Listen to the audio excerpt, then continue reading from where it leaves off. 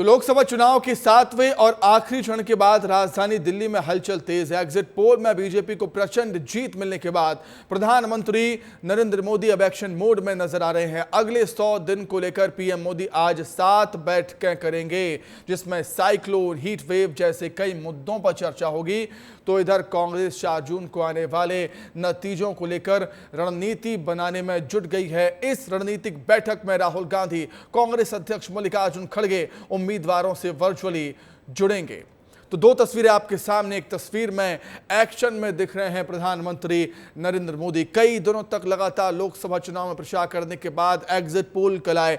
Exit poll में NDA को भारी बहुमत मिलता हुआ यहां पर नजर आ रहा है। उसके बाद 100 दिन के एजेंडे को लेकर यह बैठक प्रधानमंत्री मोदी की केंद्रीय मंत्रियों के साथ, वहीं कांग्रेस की वर्चुअल बैठक भी हो रही है।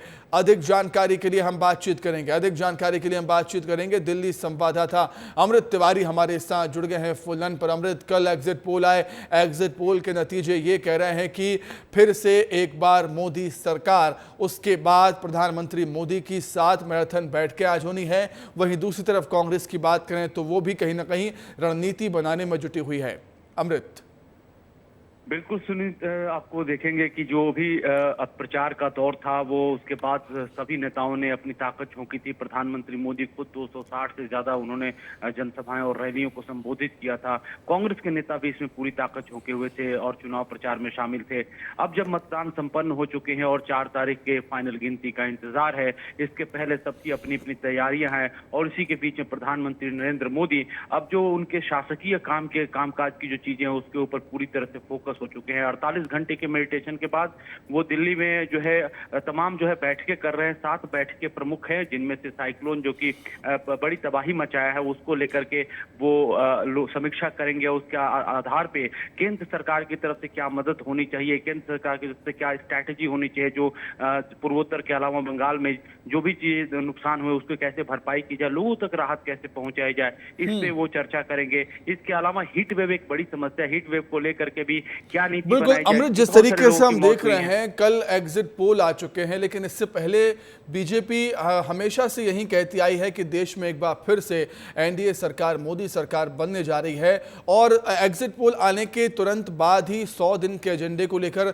देश के तमाम मुद्दों को लेकर बीजेपी की बैठक ये बताती है कि प्रधानमंत्री मोदी, बीजेपी पहले से ही भरोसे में थी कि इस बार भी मोदी सरकार देश में बनेगी। और कहीं ना कहीं जिस तरीके से कांग्रेस पार्टी बैठक कर रही है, कहीं ना कहीं एग्जिट पोल के नतीजों ने चिंता में डाल दिया है कांग्रेस पार्टी को। अमृत। बिल्कुल सुमित, आप दोनों जो बातें कह रहे हैं वो अपनी अपनी जगह दुरुस्त हैं, क्योंकि आप गौर करेंगे प्रधानमंत्री नरेंद्र मोदी ने पहले ही कह दिया था कि उनकी सरकार बनने जा रही है और 100 दिन का एजेंडा भी वो तैयार कर चुके हैं। वो रैलियों में मंच से ये बात कह चुके हैं और अब आज के दिन जो बैठक होने जा रही है उन्हीं 100 दिनों को लेकर के है कि क्या क्या जो है चीजें 100 दिन के अंदर प्लान में होगा। वो प्रधानमंत्री नरेंद्र मोदी के वो कौन कौन सी चीजें, क्यूरियोसिटी हम सबकी इसी बात को लेकर के उन 100 दिन के भीतर असली प्लानिंग क्या है जिसको लागू करने के लिए जा रहे प्रधानमंत्री मोदी।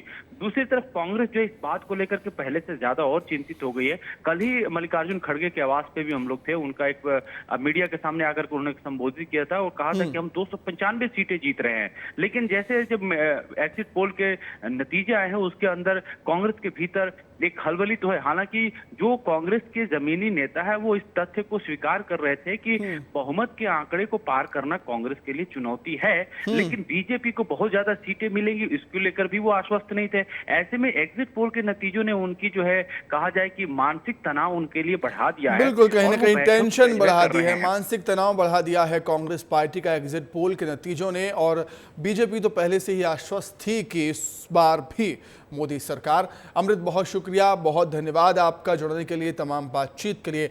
आगे बढ़ते हैं, बात करेंगे मध्य प्रदेश विधानसभा के मॉनसून सत्र की, जो कि 1 जुलाई से शुरू होगा, जो 19 जुलाई तक चलेगा। इस 19 दिवसीय सत्र में कुल 14 बैठकें होंगी और इस सत्र में डॉक्टर मोहन यादव सरकार अपना पहला पूर्ण बजट पेश करने वाली है। यह प्रदेश की 16वीं विधानसभा का तृतीय सत्र होगा।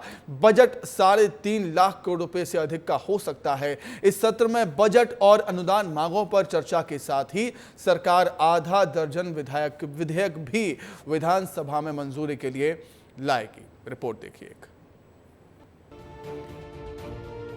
आगामी विधानसभा सत्र के हंगामेदार रहने के पूरे आसार समझ में आ रहे हैं। खुरई, सागर और सीधी समेत प्रदेश में घटित आपराधिक घटनाओं को लेकर कांग्रेस लगातार हमलावर रही है। कुछ मामलों में तो कांग्रेस ने जांच दल तक बना रखा है, जिसकी जांच रिपोर्ट के आधार पर विधानसभा सत्र के दौरान कांग्रेस सरकार को घेरती नजर आएगी। देखिए, ये सब बहुत सुनियोजित ढंग से लगातार मध्य प्रदेश में महिलाओं के साथ अपराध बढ़ रहा है और कहीं ना कहीं ऐसा लगता है कि इसके ऊपर सरकार का बिल्कुल नियंत्रण नहीं बचा। सब जगह बेनकेल है, तभी तो महिलाएं को आसानी से निशाना बनाया जा रहा है। इस पर सख्त कार्रवाई हो, इसके लिए कांग्रेस ने अपना एक दल भी गठित करा है और विधानसभा सत्र में इस पर बहुत ताकत से इस बात पर पहले बात होगी और मजबूर करेंगे अध्यक्ष महोदय को इस बात के लिए कि वो उस पर विशेष चर्चा कराएं कि ये प्रदेश में आखिर हो क्या रहा है। वहीं कांग्रेस की इस तैयारी पर बीजेपी तंज कसते हुए कह रही है कि कांग्रेस लोकतंत्र की हत्या करती है और दिखावे के लिए खुद के कपड़े फाड़ती है, जिसके बाद खुद ही एक्सपोज भी हो जाती है। कांग्रेस हमेशा दबाव बनाने की कोशिश करती है और फालतू का हू हल्ला करके और कहीं ना कहीं दबाने की कोशिश करती है। तो ऐसा कुछ नहीं है। सरकार हमारी खुद ही सक्रिय रूप से जो भी आपराधिक प्रकरण आते हैं या ऐसी कोई गतिविधियां पता चलती हैं जिसमें कोई भी लिप्त होता है तो उसके विरुद्ध कार्रवाई करना, उस पर तुरंत एक्शन लेना। हमारे यहाँ के जो मुख्यमंत्री डॉक्टर मोहन यादव जी हैं वो तत्काल रूप से उस पर एक्शन लेते हैं और काम करते हैं। मध्य प्रदेश विधानसभा के मॉनसून बजट सत्र के लिए अधिसूचना जारी हो गई है, जिसमें मोहन सरकार अपना पहला बजट पेश करेगी। वहीं लोकसभा चुनाव के चलते प्रदेश सरकार ने बीते सत्र में बजट पेश नहीं किया था। इधर प्रदेश में हुई घटनाओं को लेकर लगातार सरकार पर हमला बोल रही कांग्रेस ने विधानसभा सत्र में सरकार को घेरने की पूरी तैयारी कर रखी है। विस्तार न्यूज के लिए अंचल शुक्ला की रिपोर्ट। तो आखिर क्यों विधानसभा का मॉनसून सत्र हंगामेदार हो सकता है, इसे जानने के लिए, समझने के लिए सीधे हम हमारे सहयोगी विवेक पांडे का रुख कर लेते हैं, जो राजधानी भोपाल से हमारे साथ जुड़ गए हैं लाइव। विवेक, सत्र के हंगामेदार होने के पूरे आसार है, आखिर क्यों ऐसा हम कह रहे हैं कि सत्र हंगामेदार होगा? क्या विपक्ष ने रणनीति तैयार कर दी है सत्ता पक्ष को घेरने की? कौन कौन से मुद्दे हो सकते हैं जिस पर हंगामा होगा विधानसभा के सत्र में, सदन में? देखिए, सुबह 14 दिन की ये पूरी विधानसभा में बैठक रहेगी और इन बैठकों के बीच में कांग्रेस ने अपनी जो रणनीति तैयार की है वो बहुत ही दिलचस्प है। पहला मुद्दा रहेगा नरसिंह घोटाले का, दूसरा सीधी, सागर, छिंदवाड़ा में जो क्राइम हुए हैं उसको लेकर सरकार से जवाब तलब किया जाएगा और इसके लिए बाकायदा कांग्रेस ने 3 कमेटियां बना के रखी हैं। इन कमेटियों की रिपोर्ट विधानसभा के दौरान जब मुख्यमंत्री बोलेंगे उस वक्त वो रिपोर्ट रखी जाएगी। ये पूरी प्लानिंग कांग्रेस की हो चुकी है। मोहन सरकार अपना बजट पेश करने की एक तरफ तैयारी कर रही है, दूसरा कांग्रेस अपनी तैयारी इस कदर करके बैठी हुई है कि सरकार को कैसे घेरा जाए। ठीक इन्हीं तमाम मुद्दों को लेकर कांग्रेस के तमाम विधायकों ने सवाल भी लगाए हैं। तो ऐसे में ये माना जाए कि ये पूरा विधानसभा का मानसून सत्र पूरी तरीके से हंगामेदार रहेगा। नेता प्रतिपक्ष, उपनेता प्रतिपक्ष ने स्पष्ट कर दिया है कि मध्य प्रदेश में नरसिंह घोटाले के मामले में सरकार को श्वेत पत्र लेकर आना चाहिए कि आखिर कौन कौन सी कॉलेजों पे कार्रवाई हुई और आखिर सरकार की उस पर भूमिका क्या रही। और जब सवाल सरकार के एक मंत्री पर उठते हैं तो ऐसे में सरकार जरूर बचाव की मुद्रा में रहेगी। और पहले ही जब सरकार ने अभी तक नरसिंह घोटाले को लेकर जांच के आदेश दे दिए हैं तो ऐसे में विपक्ष का ये पूरा प्रयास रहेगा कि इस पूरे मामले को लेकर अफसरों के साथ साथ जो सरकार में बैठे मंत्री हैं इनकी क्या भूमिका रही है नरसिंह घोटाले को लेकर। तो इन तमाम मुद्दों को लेकर भी पूरा विपक्ष हमलावर रहेगा। लेकिन एक सबसे बड़ी बात है कि विपक्ष ने जिस तरीके से अपना पूरा प्लान बनाया है ये कहीं फेल ना हो जाए, फेल इस कदर ना हो जाए क्योंकि जिस तरीके से एग्जिट पोल के नतीजे आएंगे, एग्जिट पोल जो बता रहा है, ऐसे में बीजेपी पूरी तरीके से कॉन्फिडेंस है और कांग्रेस का अगर कॉन्फिडेंस लूज होता है तो इस पूरे सत्र में कांग्रेस ने जो प्लानिंग की है वो धरी की धरी ना रह जाए कांग्रेस की प्लानिंग, क्योंकि एग्जिट पोल ने कहीं ना कहीं हिलाकर रख दिया है कांग्रेस पार्टी को। विवेक, बहुत सही बात आपने कही, बहुत शुक्रिया आपका जुड़ने के लिए, तमाम बातचीत के लिए आपका बहुत धन्यवाद। आगे बढ़ते हैं। लोकसभा चुनाव के एग्जिट पोल सामने आ गए। एग्जिट पोल में छत्तीसगढ़ में बीजेपी को 10 से 11 सीटें मिलती हुई नजर आ रही हैं। एग्जिट पोल सामने आने के बाद प्रदेश के डिप्टी सीएम वजह शर्मा ने दावा किया है कि 4 जून को आने वाले रिजल्ट में 11 की 11 सीटें बीजेपी जीत रही है। क्या कुछ कहा है विस्तार न्यूज से खास बातचीत में वजह शर्मा ने, सुनिए। एग्जिट पोल आ गया है और इसमें छत्तीसगढ़ में बीजेपी को 10 से 11 सीटें मिलती हुई नजर आ रही है। हमारे साथ बात करने के लिए डिप्टी सीएम विजय शर्मा जी हैं। छत्तीसगढ़ की अगर पहले बात करें तो 10 से 11 सीटें 10 से 11 मत बोलिए भैया, 11 में 11 सीटें भाजपा की आने वाली। उसके कारण है भाई, आपसे मैं कह रहा हूँ, भाजपा नीति सरकार को पहले बार में, दूसरे बार में और दोनों बार में बढ़त हुई, इस बार फिर से अधिक वोट मिल रहा है, अधिक सीट मिल रहा है। वही ट्रेंड छत्तीसगढ़ में है। उसके बाद इस बार और सब पूरे देश में बढ़ रहा है, तो यहाँ भी बढ़ रहा है। और विष्णुदेव जी की सरकार पर भी माताओं बहनों का अगाध विश्वास है। इसलिए मैं आपसे कह रहा हूँ, भाजपा के कार्यकर्ताओं ने खूब परिश्रम किया है। इसलिए आपसे कह रहा हूँ कि छत्तीसगढ़ में 11 की 11 सीटें भाजपा को आएगी। चुनाव में कांग्रेस के बड़े बड़े दिग्गज उतारे गए हैं। जो हाल विधानसभा में हुआ, क्या वही हाल लोकसभा में भी हो सकता है? इसको मुझे लगता है कि इसको उन्होंने अपनी रणनीति मानी होगी बड़े लोगों को उतारने की। और मुझे लगता है कि यही कारण है कि जनता ने कहा कि अभी अभी इनको नकारा है, इनकी कार्यशैली को नकारा है, भ्रष्टाचार को नकारा है। अब ये फिर सामने है। अगर उन्होंने कोई दूसरा व्यक्ति उतारा होता तो एक बार जनता और सोचती। 400 पार का आप लोगों ने नारा दिया था, लेकिन जो एग्जिट पोल आया उसमें 400 नहीं पहुंच पा रहा है, 350 से लेकर 375 तक। 400 लक्ष्य के साथ काम किए हैं, अभी भी उम्मीद है। और 395 भी आता है तो 395 है भैया। तो ये डिप्टी सीएम विजय शर्मा हमारे साथ थे, जो बोल रहे थे कि छत्तीसगढ़ की 11 की 11 सीटें हम जीतने जा रहे हैं। और देश में अगर 395 सीटें भी बीजेपी को आती है तो ये बहुत बड़ी संख्या होती है। कैमरा पर्सन खेमराज के साथ अनमोल तिवारी, विस्तार न्यूज़। आगे बढ़ते हैं। अब मध्य प्रदेश में अब होगी डॉक्टर्स की भर्ती की तैयारी। तमिलनाडु और राजस्थान मॉडल का परीक्षण किया जा रहा है। इसको लेकर भर्ती के लिए अलग से बनेगा बोर्ड। सरकारी डॉक्टर्स के 4000 से ज्यादा पद खाली हैं। नियुक्ति के लिए सेंट्रलाइज्ड व्यवस्था बनाने की तैयारी शुरू कर दी गई है। 2021 के बाद से नहीं हुई है डॉक्टर्स की भर्ती, लेकिन अब मध्य प्रदेश में डॉक्टर्स की भर्ती की तैयारी में है सरकार। इसके लिए तमिलनाडु, राजस्थान के मॉडल का परीक्षण किया जा रहा है। भर्ती के लिए अलग से बनेगा एक बोर्ड और सरकारी डॉक्टर्स के 4000 से ज्यादा पद खाली हैं। इसको भरने की तैयारी है सरकार की। चलिए, क्या कुछ प्लानिंग है सरकार की, उसे जानने के लिए सीधे हम रुक करेंगे। हमारे ब्यूरो चीफ श्याम सिंह तोमर जी हमारे साथ जुड़ गए हैं। श्याम, तमिलनाडु राजस्थान मॉडल का परीक्षण किया जा रहा है, क्या कुछ खास है इन दोनों ही राज्यों के मॉडल में, जरा बताइए। और क्या कुछ प्लानिंग है सरकार की? देखिए, मोहन सरकार ने ये तय किया कि अब जो लंबे समय से क्राइसिस बना हुआ है, चिकित्सकों के, डॉक्टरों की जो कमी बनी हुई है उसको दूर किया जाए। लेकिन उसका मॉडल क्या होना चाहिए, क्योंकि बार बार ये स्थिति निकल के आ रही थी कि डॉक्टर की भर्ती करनी है लेकिन कब करनी है तय नहीं हो पा रहा था। तो ऐसे में तय किया गया कि दूसरे राज्य क्या कर रहे हैं, तो वहाँ टीमें भेजी गई, उनका विश्लेषण किया गया। तो राजस्थान और तमिलनाडु और केरल सबसे आदर्श लगे स्टेट, और वहाँ का जो मॉडल है उसको अपनाने की बात की गई। उसमें से कुछ चीज़ें जो तीनों राज्यों से ली जाएंगी और कुछ राजस्थान को फॉलो किया जाएगा।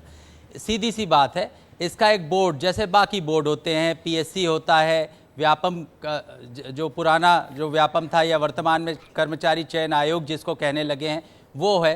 तो ये जब बोर्ड बन जाएगा तो एक सिस्टम खड़ा होगा और लगातार भर्ती हो पाएगी। जो ये 4000 बड़ा आंकड़ा नहीं है, अगर सतत भर्ती हो जाएगी तो ये आंकड़ा बिल्कुल काबू में आ जाएगा।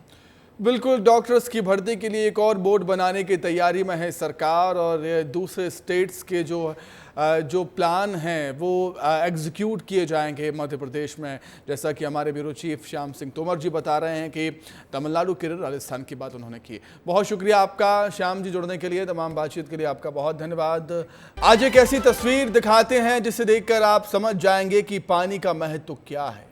इसके लिए बुजुर्ग, बच्चे और महिलाएं अपनी जान जोखिम में डाल दे रहे हैं।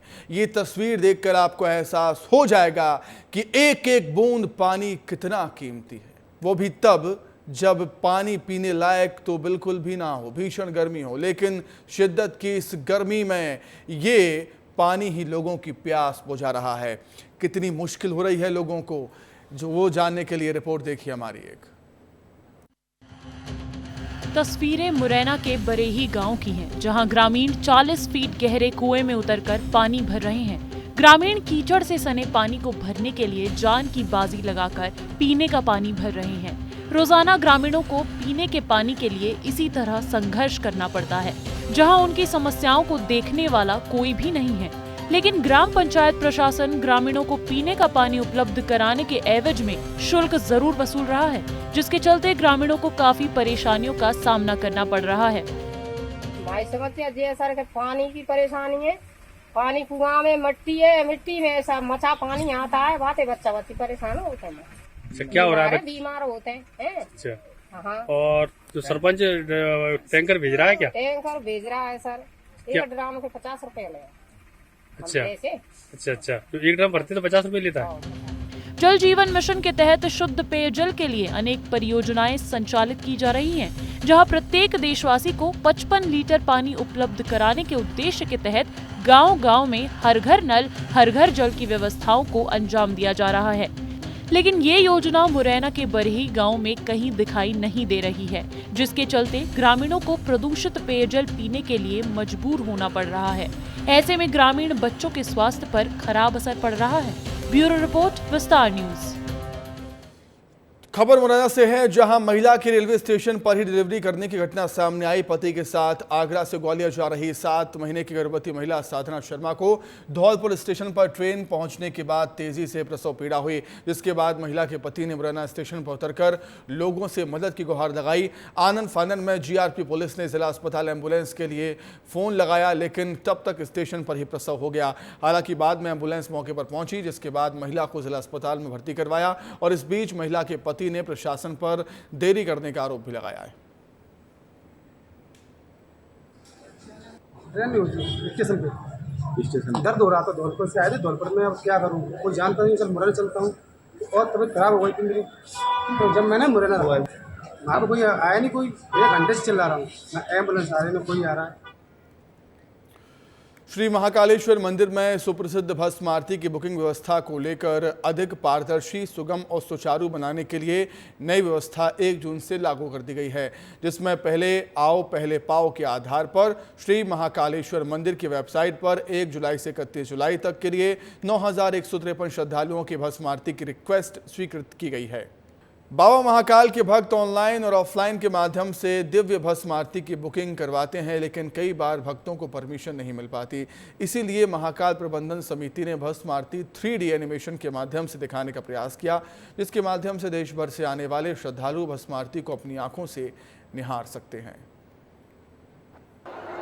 विश्व प्रसिद्ध बाबा महाकालेश्वर की दिव्य अलौकिक भस्म आरती में अगर किसी श्रद्धालु को परमिशन नहीं मिलती है तो वो चिंता न करें। महाकाल प्रबंध समिति और VR 3D कंपनी के द्वारा यहाँ पर भस्म आरती के लाइव दर्शन कराए जाते हैं। जो लाखों भक्त आते हैं, आस्था लेकर आते हैं बाबा महाकाल की दिव्य भस्म आरती देखने के लिए, उनके लिए ये अलग ही अंदाज नज़र आया है। 3D के माध्यम से बाबा महाकाल के दिव्य अलग दर्शन तो होते ही हैं, साथ ही जो दिव्य अलौकिक भस्म आरती होती है उसका भी अनुभव यहाँ पर प्राप्त होता है। कई श्रद्धालु आते हैं जो भक्ति में लीन नज़र आते हैं, आस्था में लीन नज़र आते हैं, और ऐसा ही नज़ारा उज्जैन के VR 3D कंपनी यहाँ पर लेकर आई है। और ये श्रद्धालु हैं जो बाबा महाकाल की दिव्य भस्म आरती में शामिल नहीं हो सके तो यहाँ आकर भस्म आरती का आनंद ले रहे हैं। वो आनंद से सराबोर होकर बाबा महाकाल के ओम नमः शिवाय का जाप कर रहे हैं, चाहे वो छोटे बच्चे ही क्यों ना हो। लगभग कितने का खर्च आता है, किस प्रकार भक्तों को दिखाया जाता है, हमारे साथ इस समय यहाँ के जो GM है उनसे भी बात करते हैं। कहीं ना कहीं अलग जगाने का काम 3D एनिमेशन के द्वारा भस्म आरती का दिखाया जा रहा है, क्या कहेंगे?